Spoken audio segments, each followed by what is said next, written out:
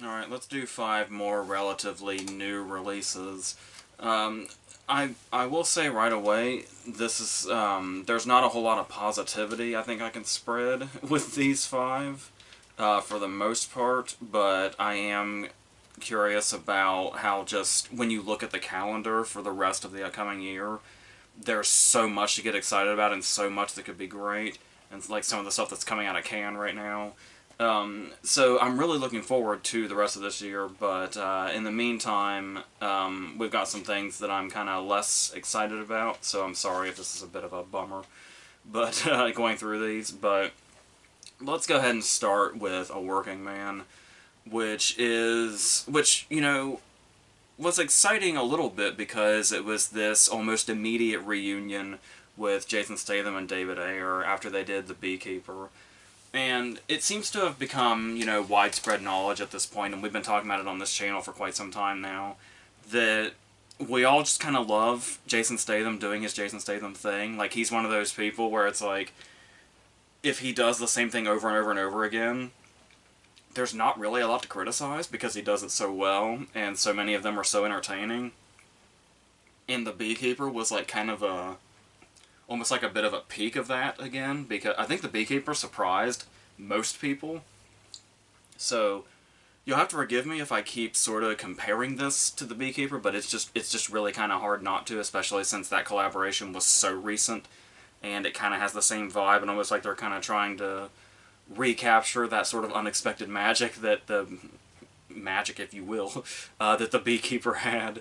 So, interestingly enough, somebody that we're throwing into the mix that wasn't in this mix before is Stallone, who co-wrote it with Ayer, and it stars Statham. So, coming off The Beekeeper and then throwing Stallone into the writing mix seems like there should be gold here. And especially since, both Stallone and Ayer have shown that they can be really smart writers.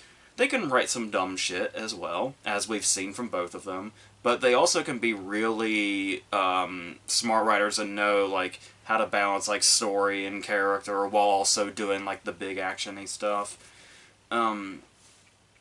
But this doesn't really pay off in much of any way. I feel like there is sort of this goodwill that was left over from The Beekeeper that kind of carried over into this when it first came out and some positivity was coming out. And I was very open to have also kind of fallen into that group, but there's just really not a lot here, is there? Like, it does start, he literally says the line, that's not who I am anymore, which is basically the anthem of, like, all these characters and all these kinds of stories, not even just Statham movies, but across the genre. And it does attempt to go for some of these more surprising, unexpected moments.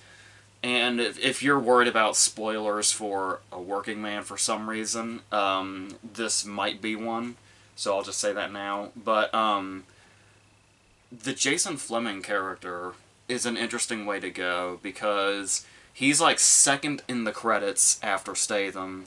He's one of a handful of recognizable names in it, and he's basically built up to be the big villain because we've also got like recognizable names like David Harbour and Michael Pena in here in very, very small parts as like either allies or the person who's sort of been victimized when his daughter gets taken and is the one that sets up Statham going out and doing all this. So the villain title falls on Jason Fleming, and they build him up like he's this big sort of, he runs everything. He's the guy that, like, wears the suits and won't open his own car door, that sort of thing. And they really set him up as the big bad guy. And then they do this thing where Statham goes after him immediately. Like, just right away. And it sort of gives you that vibe of, like, The Beekeeper, where we saw that opening scene with Felicia Rashad, and we saw the, scamming headquarters that was responsible for that. And it's this really surprising, satisfying moment when Statham just goes directly to them and blows them up right away in like the first 15 minutes. To show that he's not fucking around. I think that's what they're attempting to do here with this sort of Jason Fleming left turn, where they set him up like he's a big deal, and then that's just over very quickly. But it was kind of at that moment where I had less of a feeling of like that one I had in The Beekeeper, where it's like, oh man, like, so he's really not fucking around, so what's he gonna do now? Like, how is this going to escalate? I'm really curious. I'm on the edge of my seat. Like, show me now. And it was just like, it was a much more, like, impotent version of that, where it's like, oh, so what can you even do now? Because I kind of like the setup of that character and the idea of him being the big bad guy, so what are you going to do now that's going to top what that sort of setup it could have been?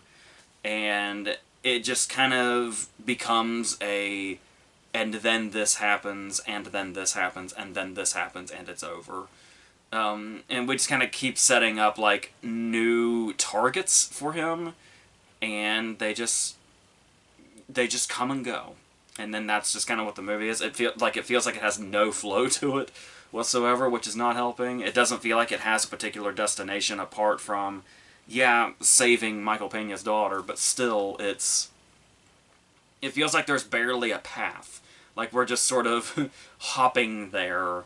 And it's like, here's this point and then this point, but it doesn't feel like it doesn't add up to, like, some full experience the way something like The Beekeeper does.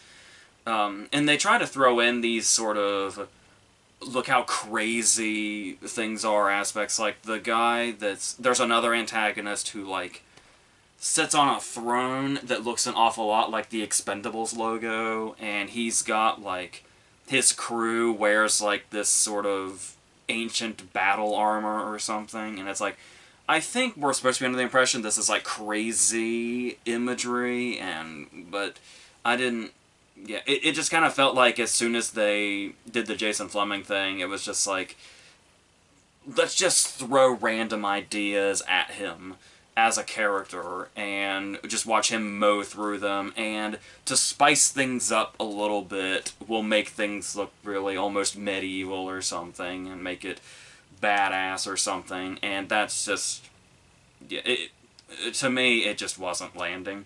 So there's that. But there is another thing, if we're going to continue this endless Beekeeper comparison, is that there was I was talking about the Phylicia Rashad scene, and I think one of the things that really blindsided us about The Beekeeper was how emotional that setup was, like, shockingly so. Like, the opening scene of The Beekeeper is incredibly sad, which is something you don't expect from a Jason Statham action movie in regards to what's going to set the plot off. You expect something a bit more, you know, cliche and obvious, like what this movie's doing.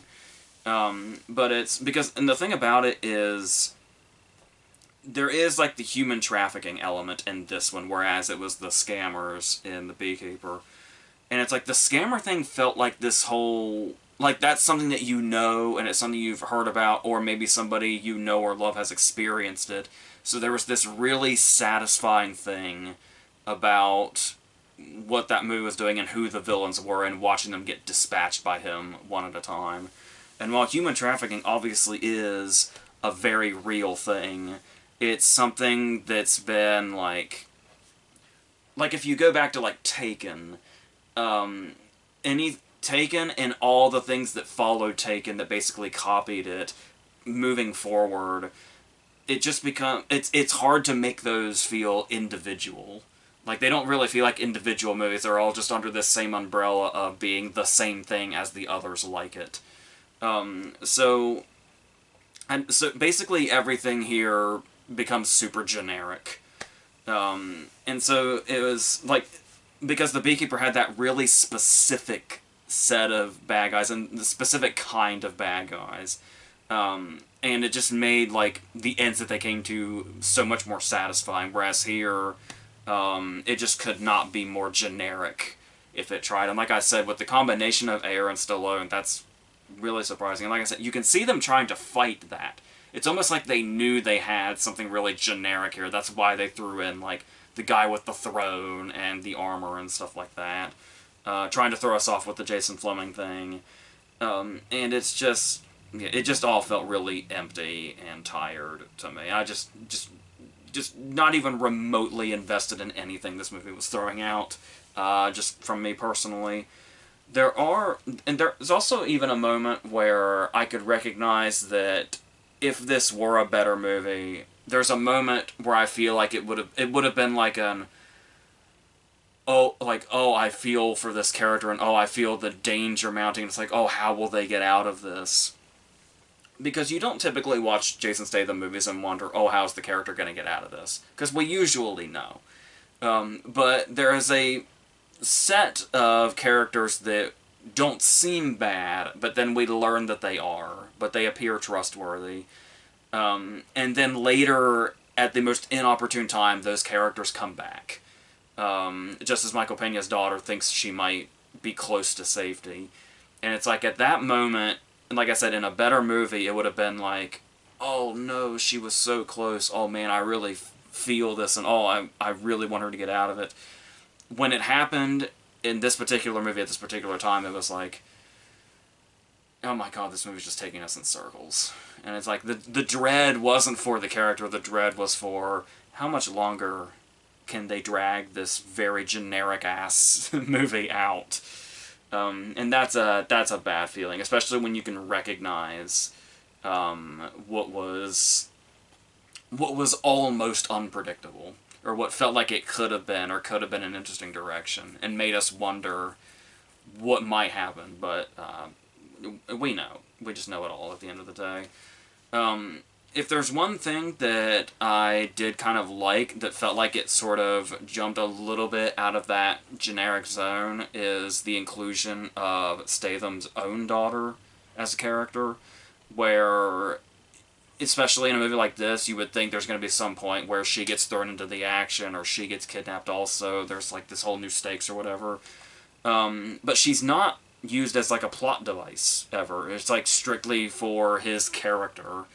That she's here. So that's something, like, she's there as like a motivator, especially as he goes into the third act. So that was something that I'm kind of happy that they avoided at the least. So it's like, that's where they set the bar at a certain point in this movie, where it's like, oh, they didn't do one totally predictable thing good. So that's where they put the bar. But yeah, there's I mentioned David Harbour a little bit ago. And it's just, I don't know, between this and that Extraction movie that Chris Hemsworth did, which also people went crazy for that I didn't give a shit about, I would say David Harbour in this movie is unutilized. Not underutilized. Unutilized completely. He is a blind character whose job is to sit on his porch and be blind until he shows Statham his gun room. And that's it. We went out of our way to cast David Harbour to do that. I don't understand. I mean, I get they might be sequel baiting, and it's like, oh, if we continue this character will be more prominent. But it sort of reminded me, I was waiting for a Christopher Lloyd and Nobody thing, where the Christopher Lloyd character was introduced in Nobody, and you're like, oh, okay, so I see what this character is, but why go out of your way to cast Christopher Lloyd? Like, wouldn't you want to do something interesting with that? And then, just as you're thinking that character becomes a whole different character entirely, and it's amazing. And that's what I was expecting to happen with Harbour's character, but, no. He never leaves his house, and the only other place we see him apart from his porch and the gun room is the dining room table. I don't know why this is David Harbour. It seems so wasted. I don't get it. And then at the end, the movie thinks it's being hot shit. There's a lot of really, really forced, let's go moments. And none of them are hitting. And when they throw in Pena's daughter to provide commentary and comedy and stuff like that, I can hear an audience in my head that likes all of this and is really ramped up about it. It's just, it's just cringe-inducing to me. I was looking for another term in my head, and I can't find one. That's what I'm landing on, is it was cringe-inducing to me, and I hate saying that, but, yeah, so around every corner, this just was not, and it seems like it should be enough where the level that we're at with Statham, the expectations that come with Statham movies, this should have been, at the very least, just fine. But I feel like it's so aggressively generic that I couldn't jump on board at any point throughout it. And the more it went on, the more baffling I found it as to ways they would find to not be more fun or engaging. It's just a movie that exists in the Beekeeper's shadow. So that's all of that was really unfortunate. And as you may have guessed, I barely mentioned Michael Pena as well, except to refer to that character as his daughter. That's about all he's really working with here. So again, don't really know why it's somebody as capable as Michael Pena, but here we are. We got some names on the credits, I guess, even though most of them are barely here.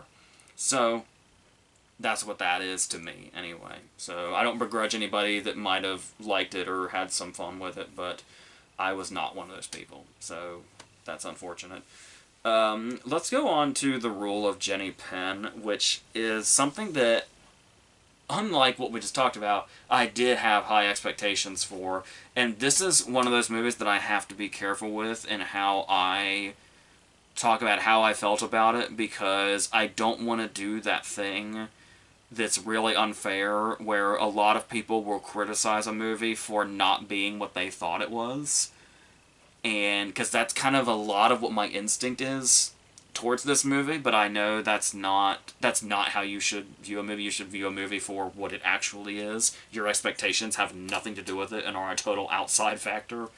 And it's also, as somebody that doesn't pay attention to marketing or trailers like me, the only thing I knew was the concept, the poster, and that Lithgow and Jeffrey Rush were these characters.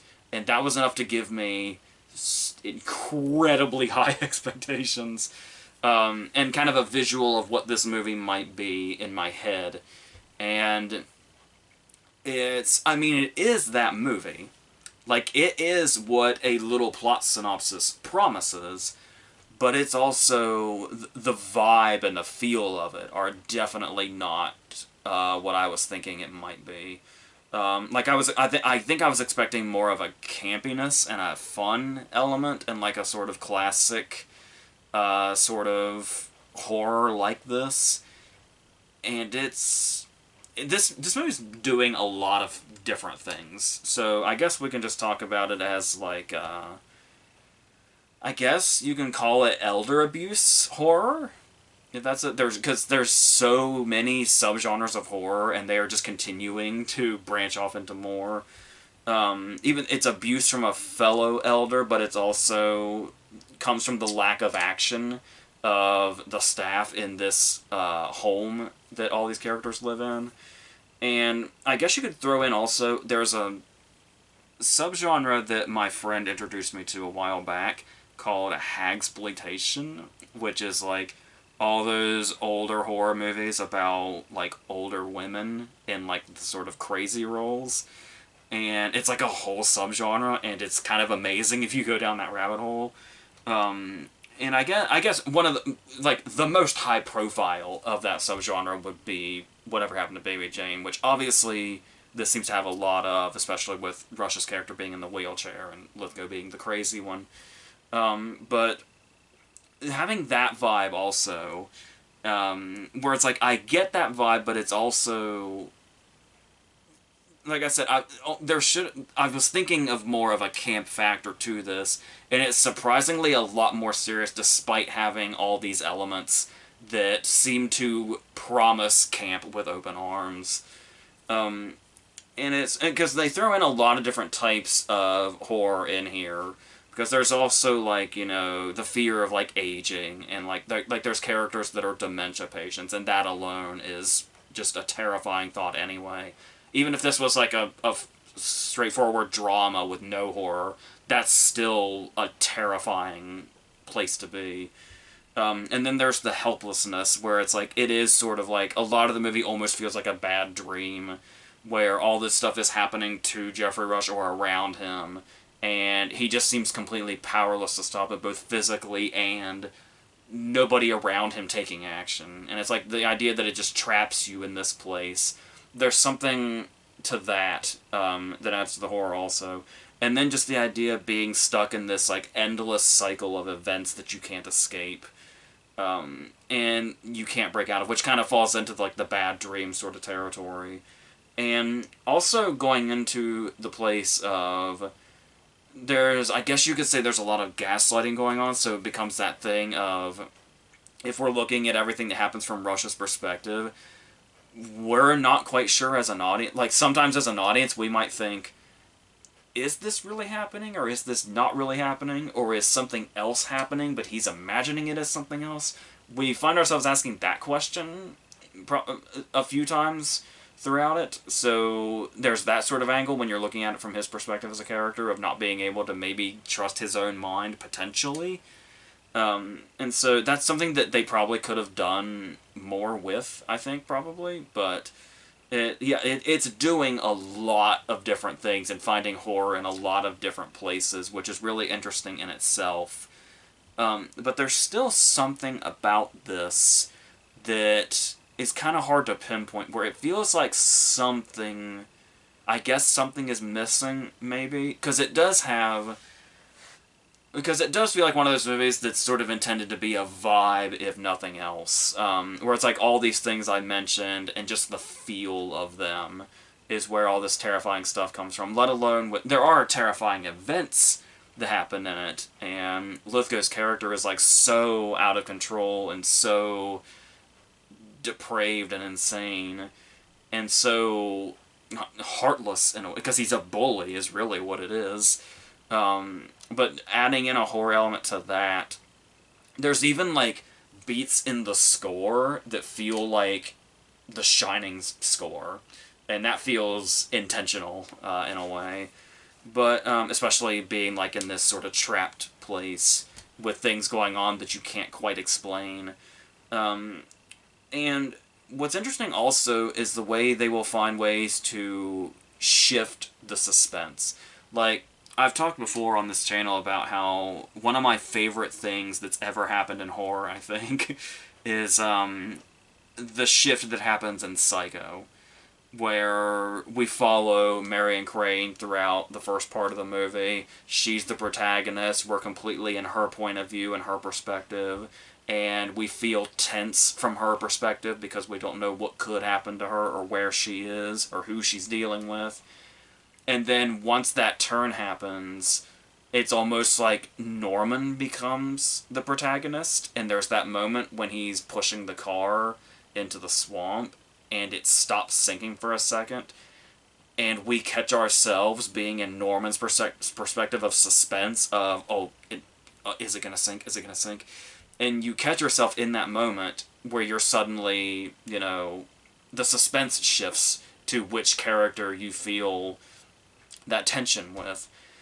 And they find that in a sequence in this movie where Lithgow is set up as this, scary bully character that could not be more hateable, and you want nothing more than to see him get some kind of consequence or comeuppance in a really big way.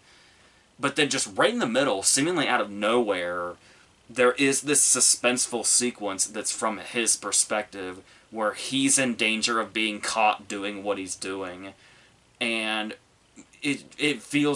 weirdly enough, it feels genuinely suspenseful in regards to him having to do this particular thing to get away with what he's just done. That felt it almost felt like inspired like that moment in Psycho, where the suspense shifts as to who's experiencing it. So that stuff like that is fun, but it also kind of shows, in the more negative side, how kind of all over the place we feel a little bit. Like a lot of the movie, and just once you see it in total, feels very uneven. And so, like, there's moments like that that work individually, but as a whole, it kind of feels like a lot of things are thrown out of whack in a way that don't really do it a favor as far as sticking its landing. And because we've got, especially when it reaches that repetitive nature of it. And like I said, I understand if that's the idea of that bad dream feeling of being stuck in an endless cycle that you can't get out of. But I do think also it could have seriously benefited from being a tighter movie, from being like a 90-minute movie as opposed to an hour 45, which is what it is. But and I do like the humanity that it shows to some of the side characters too, especially Jeffrey Rush's roommate, George Henner, I think the actor's name is. I don't know if I'm saying that right or not, but he gives a very, very strong supporting performance and really adds to just the general nature and fear of what's going on here, and with the cruelty of Lithgow's character, because he's getting like the brunt of it. And then as that character progresses, there's like this sort of emotional arc to it, much more so than we get with Rush, interestingly enough. And that's not due to Rush's performance by any means. I don't. Is Jeffrey Rush even capable of giving a bad performance? I don't think he is. But it's Rush's character they set up as somebody potentially unlikable, I guess, which might be interesting to throw in this sort of moral gray area of how much can we care about this character when we meet a character that's significantly worse. I guess there's, like I said, there's a lot of ideas in here that are interesting to mention. As far as how we see them in the movie, it almost feels like it's jumping around a little too much to really let sink in any of these things that are interesting ideas in it. So, yeah, that's another thing where it just feels like it's all over the place, which isn't helping. I think another thing is it's I don't want to say it's like too dark or depressing or anything like that, because once again, that's more about the expectations I had going in, which are not the movie's fault. But like I said, when you set up and you have this concept that is so welcoming to the idea of having a camp factor and an over-the-top factor, it is sort of blindsiding how, I get to put it in the simplest terms, how just not fun the whole movie is. So just to put it in the simplest terms, it's just really unpleasant. But once again, I get it if that's like the idea and the point, because you watch the things happening here. It's very clear a lot of the movie is not intended to be like, of a lighter, like it's meant to be like really just really in that darkness and that really putrid area of humanity. And it's, yeah, but I mean, yeah, still though, the concept of John Lithgow as an insane patient in this home that has a baby doll on his hand that he has convinced other patients here that runs the place. I mean, there's, I don't know, but I like I said, I wasn't expecting something this sort of just dark and almost feeling like it's hateful in a way, given that concept. So it's really a matter of where you feel like expectations lie in, criticizing a movie or talking about what works or what doesn't about it. But yeah, there is a certain sort of chaos to it that kind of takes us to that level a little bit. But once again, that chaos also kind of contributes to the more uneven feeling. So yeah, I'm just left with a lot of feelings, and I don't quite know how to put them into one particular thought here. But yeah, it's a hard movie to recommend, just given like the nature of it. But unless you're like talking to like another diehard horror fan or something. But even then, the horror feels like a strong word, where it's much more of like just sort of a psychological thing going on. I mean, yes, there's psychological horror, obviously, but this one seems to lean much more in that area when it feels like it's set up more to be a horror movie, more than it actually is. So, yeah, there's a lot there's a lot of thoughts, and I'm sorry they're not particularly coherent, but like I said, that almost kind of feels like it reflects the movie itself. So that's where I'm going to leave that. So let's go on to Opus, which is another cult movie. Another movie that's like basically horror, but I could see it being called something else too, like, you know, psychological thriller or whatever, where that line kind of blurs. And as far as saying, like, you know, oh, it's another cult movie, or oh, it's another movie like this where it's about, you know, like, blindly following and the sensationalism that comes with all this and the nature of it through like journalism and news and stuff like that, and how it's portrayed to people and how things can be twisted and something could seem less sinister than it actually is, and how people approach uncovering that or going into it themselves. And there's a lot of movies that this has been compared to. The one that feels the most obvious is Blink Twice. And it's... The interesting thing about that, though, is I really didn't care for Blink Twice, and the main reason I didn't care for Blink Twice is I could not get past the fact that it was just literally Get Out in another location, is what it felt like to me. And it didn't feel like it broke away from that. It never felt like it broke into its own thing, or like it was saying its own thing. It was just like this cross between Get Out and The Menu, and that was my takeaway with Blink Twice. So the fact that this feels derivative of a movie that is so blatantly derivative already means that we're really far down the totem pole here of this particular subject matter as far as making another movie about it and coming from that direction. So that's where we're starting. At the beginning, I was also getting vibes of the Teddy Perkins episode of Atlanta. And I feel like if it was more like that or had more of that vibe, it probably would have been more interesting. That's something that I maybe wouldn't have minded it being a bit more derivative of. If it has... Because it's insisting on being derivative, at least pick something that's more interesting. So this is where we're at. But I do kind of like this introduction where we get pitched his whole thing by Tony Hale, and we see like the lore of him through news.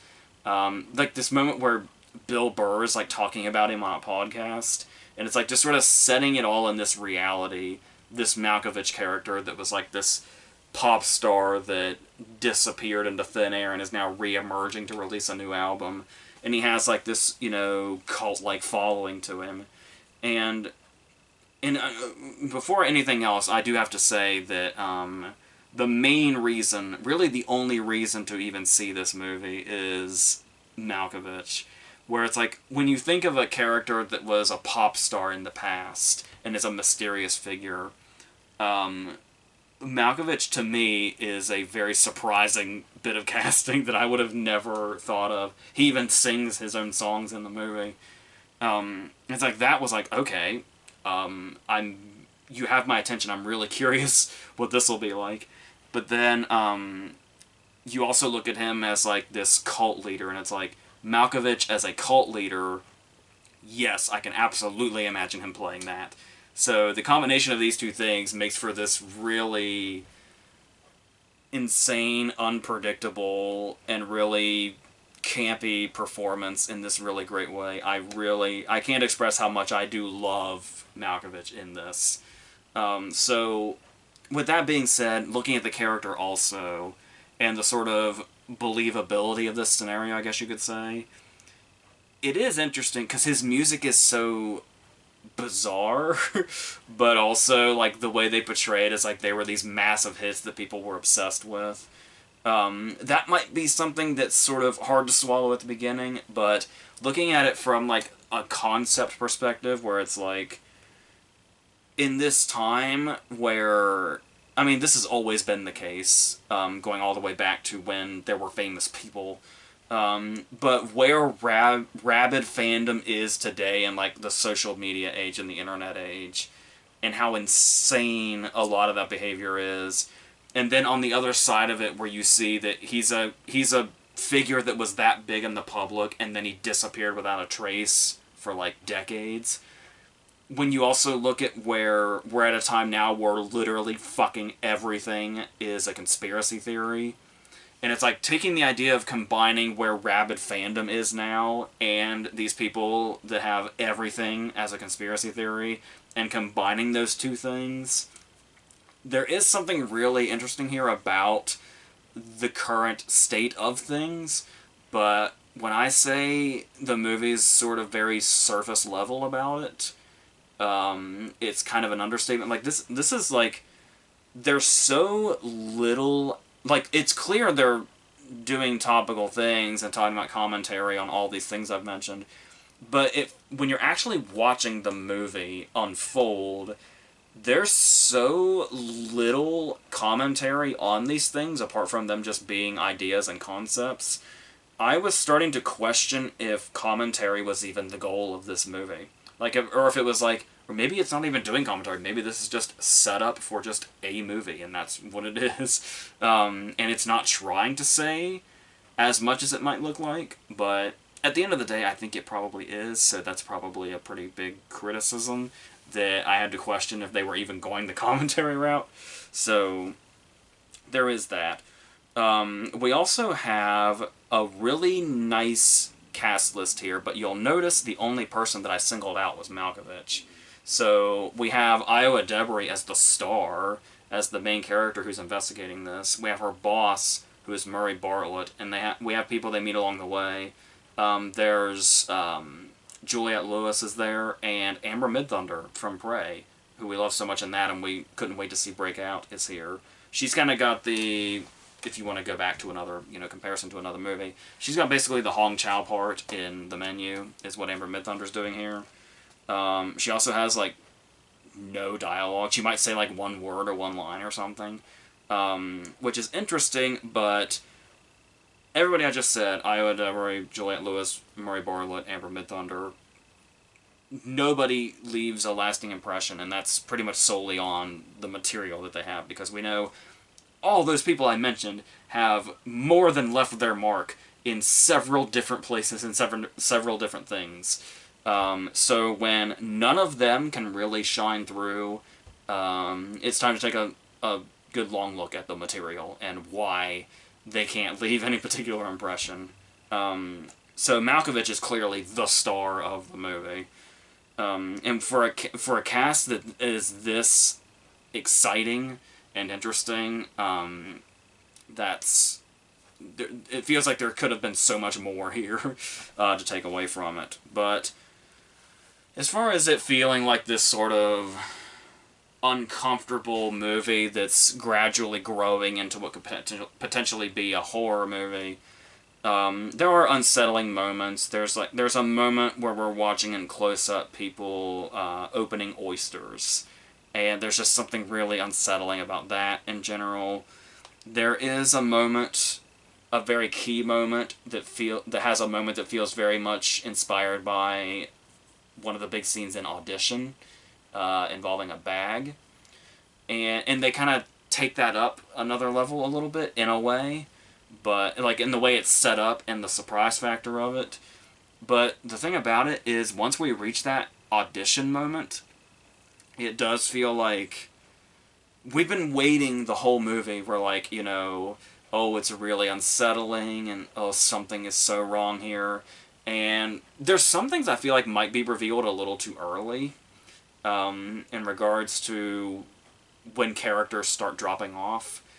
But the thing about it is, you're still waiting for something, like, for it to go completely correct. Like, when something is slow burning this much, you tend to expect that we're leading to something that's going to be huge, or something that's, like, so insane you couldn't have possibly seen it coming, or just, insane chaos, whatever it might be.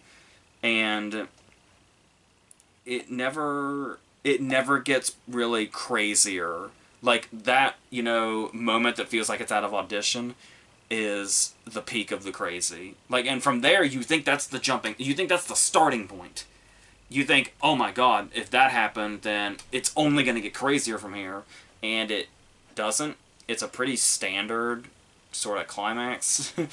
like almost a shockingly standard climax for everything we thought we were building up and some big payoff we thought we were leading to.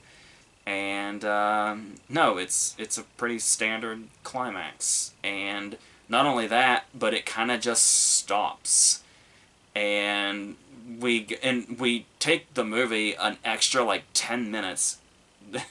There's like a whole 10-minute epilogue that I don't think is completely necessary, where they kind of set up like it feels like it should be a bigger payoff than it is. Like you see it and you acknowledge like, oh yeah, that's an interesting concept, or that's a pretty scary concept. But like I said, it just introduces a concept, and then it's over. Like there's not really a payoff. So, and to do like a whole long epilogue just to continue to not pay off is an interesting choice. So, there's things here that made me really want to like it, like what Malkovich is doing. There's the whole sequence where he like performs for them in like something that resembles a foil spacesuit. That's a pretty surreal scene that I feel like if the rest of the movie was matching that vibe, we could add something a lot more interesting, but it just seems totally uninterested. It seems totally uninterested in itself, let alone us as the audience. So that's a pretty unfortunate place to land, but there were so many promising things in here. And like I said, just little like hints of what it probably could have been if it had just followed those vibes a little more that it set up. But yeah, it's not really offering much at the end of the day. I will say shout out to TV on the Radio's DLZ being the end credit song. That was unexpected, but welcome. So that's a lot of lost opportunities, but I will go to bat for that Malkovich performance at the very least. So we got that. So let's go on to Neighborhood Watch, a movie that I'm really surprised isn't more high profile. It's this modest little thriller starring Jeffrey Dean Morgan and Jack Quaid, and I don't really know much of what I can say, but like this is one where I don't want to say much or give away much because people don't seem to know about this movie, but they should probably seek it out. It's from the director of The Clove Hitch Killer, which is a movie I really, really like, with Dylan McDermott. That was like the BTK sort of thing. But this isn't, it's one of those ones where you can kind of tell it's the same filmmaker, but this isn't like horror in the way that was, and this isn't terrifying in the way that was, but there's similar elements, I guess you could say. But as far as these two characters, it is this sort of two characters that don't mesh being forced to partner up sort of thing, where we have Jack Quaid as a character with a pretty extreme mental illness, and he's got, like, he hears, like, his father's voice in his head, and he sees visions of him, and he has hallucinations, and he's, you know, harboring this guilt for something that happened to his sister in the past involving their father, and it's his entire life is like just this questioning of, is what I'm seeing real, is what I'm hearing real, like am I, and he's there, he's present enough to where he can fall into these hallucinations, but he can also, like, he's aware that there's a possibility what he's seeing might not be what he's really seeing. So when he witnesses what potentially could be a crime, this girl's kidnapping, you can see the dilemma of where this character is, and that's where the movie sort of lies in its sort of jumping off point. So the only person that's willing to help him is his neighbor, who is Jeffrey Dean Morgan, who has just been fired from like his college security job. And he's this sort of guy that doesn't mesh well with people like the Jack Quaid character. He basically has beef with everything and everybody. He thinks he's this really authoritative figure, and that he always sort of knows what to do in a particular situation, and he's got this, you can sense that he thrives on that sort of being above people, and he's also got an online gambling problem, and so he's his own mess in his own way. And it's basically this idea of being able to recapture the magic of being in that authoritative place that convinces him to look into, because obviously he shuts Jack Wade down several times before he gets the opportunity to pursue this thing that's now missing in his life. And so you can imagine these two trying to go into this case together, and completely, the cops and all the other stuff are just not helping at all, so they have to defy that stuff and do their own thing. And you can imagine the setup being sort of comedic in a sense, and every now and then they'll go down that path. They don't do it as much as you think they would, and the movie is better off for that. But they do have moments where, like, they sort of, learn from each other a little bit. There's the whole thing where Quaid's character struggles with eye contact, and Jeffrey Dean Morgan has to basically teach him to do that in order to lie, to pursue what they're doing here. And so he's basically trying to teach him to overcome these certain things so that he can do this particular task. And so you have those moments that feel like these typical cliche bonding moments between two characters that don't typically mesh. But it works not only character-wise, but also plot-wise, which is really smart. So it's got that. If there's one thing, I'm not entirely sure, and it's kind of something we just talked about with Jenny Penn, but I was wondering throughout the movie if it would have been more, if they could have done more with the idea of Jack Quaid, because of his character, us, the audience, not being sure if what he saw is actually what he saw or not. I'm kind of surprised they didn't play that up more than they probably could have. Like, the whole movie is pretty straightforward, and you could almost say it's paper thin, but I don't want that to sound like too much of a criticism, because the straightforwardness of it is an asset. Once again, like I was just talking about with Jenny Penn also, where I said it could have been a much tighter 90-minute movie. This is a very tight 90-minute movie.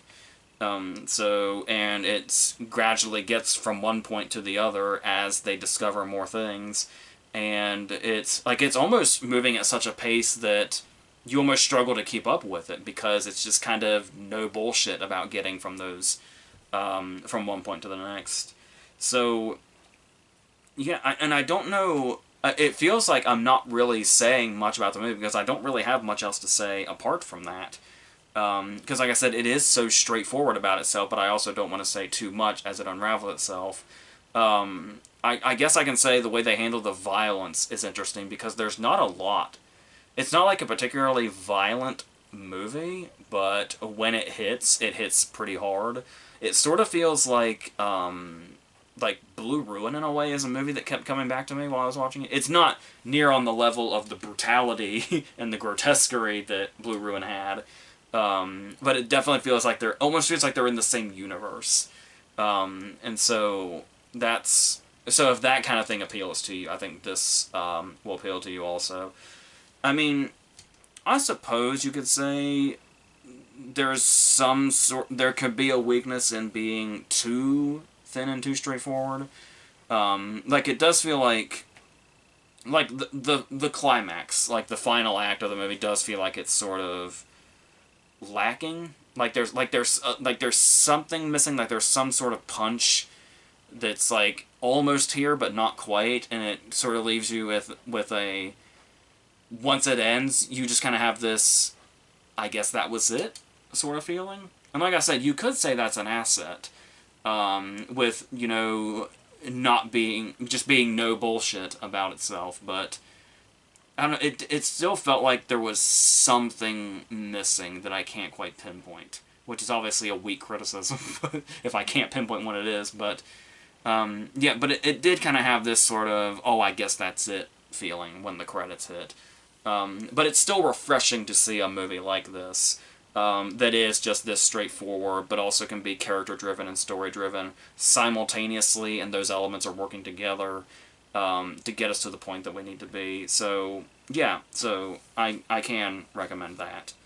Unlike our last movie, which is The Parenting, which is a movie that HBO Max put out earlier in the year. And Craig Johnson is the director. He's an interesting guy because he sort of broke out with the Skeleton Twins and made this really great, comedy drama that I really, really love. And he also made a movie with Woody Harrelson called Wilson, which I reviewed on this channel back in 2017, but I don't even really remember it. So I'd have to literally go back to that to remember what I even thought of it. And Alex Strangelove, which is like this Netflix movie that I'm pretty sure I saw. It might have a review on here as well. But again, I don't remember. So he made Skeleton Twins, which is great, and then 2 movies that I can't remember, but I know that I saw. So make of that what you will. This one I probably will remember, but not for any good reason. So the setup being, you can see with the title, The Parenting, and the poster, that it's like this horror comedy. I mean, I guess it's bordering on parody. I can't tell if parody's really what they're going for, if they're just going straight for a horror comedy. But it's these 2 characters who are coming to this mansion for like a getaway, and both of their sets of parents are coming. And one set of parents is Brian Cox and Edie Falco, and the other is Dean Norris and Lisa Kudrow. And the poster is like this sort of family picture of them, and Parker Posey's in here as well, as the person that like lives in the area and knows more than she lets on.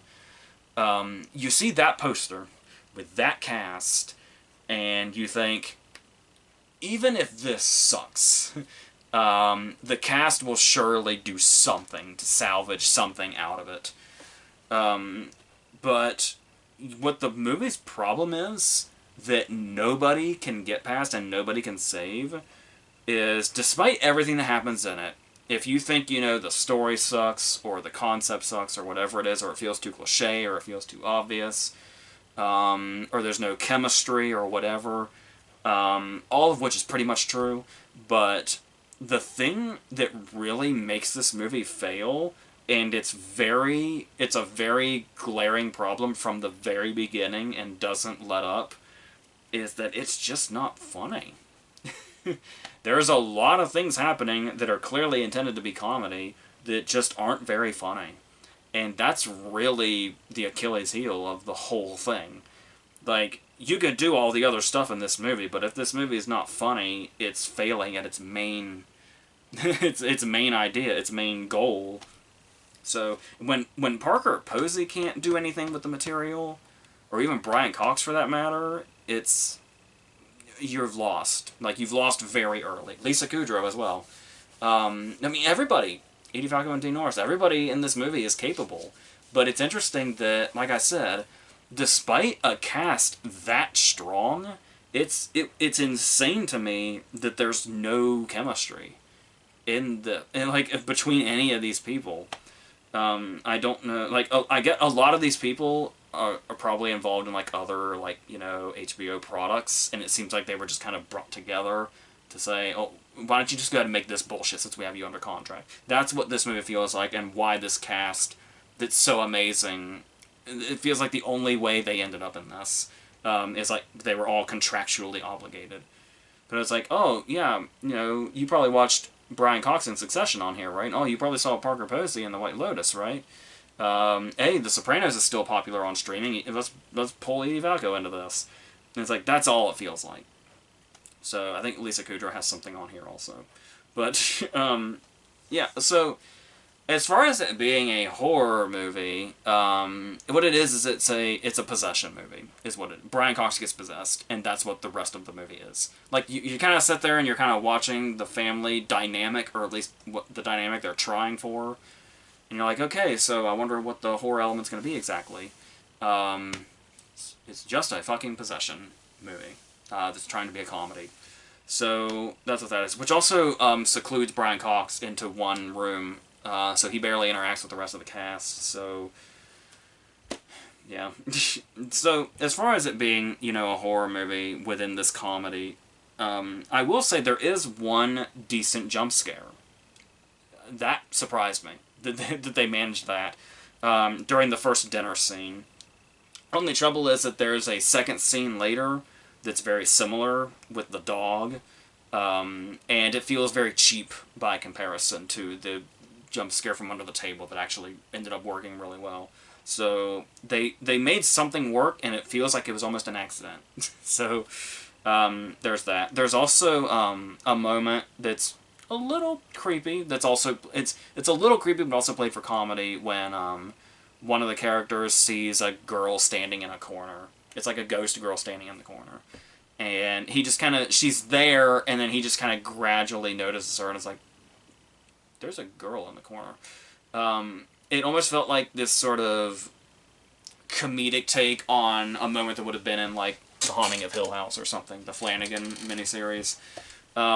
So like there's things you can recognize in here, but like I said, I can't even tell if it's like intended to be straight up parody or if they're just trying to do like comedic versions of. There is a difference. I know that sounds like a very blurry line, but there is a difference enough there. But regardless, either one, no matter what it is, isn't working because the movie's not fucking funny. So it doesn't matter anyway.